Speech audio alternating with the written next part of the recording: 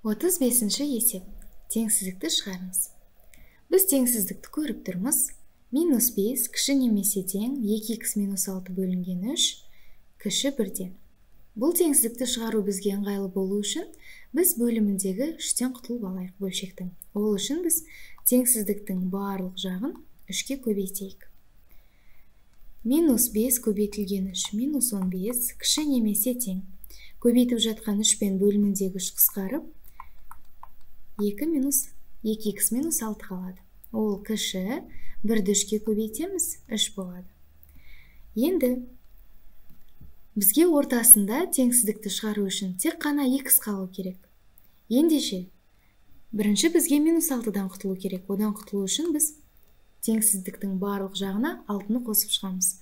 -5 қосылған 6. Үлкеннен кішісін азайтамыз, үлкеннің таңбасын қоямыз, -9 болады. Кіші немесе тең 2х -6 мен +6 0-ді береді. Кіші 3 қосылған 6 9. Енді бізге ортасында х қана қалу керек дедік. Ендеше теңсіздіктің барлық жағын 2-ден 1-ге көбейтеміз. -9 көбейтілген 2-ден 1 -4,5. Кіші немесе тең х кіші 4,5-тен. Енді сандық түзуді жасайық.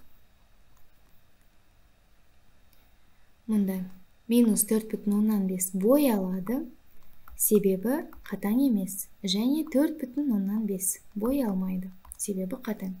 Х -4,5-тен үлкен, бірақ 4,5-тен кіші.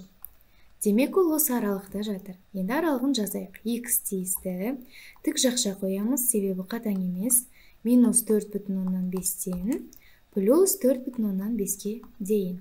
Жақшасы жай жақша. Сонда нұсқалардың ішінде сәйкес келетіні с нұсқасы.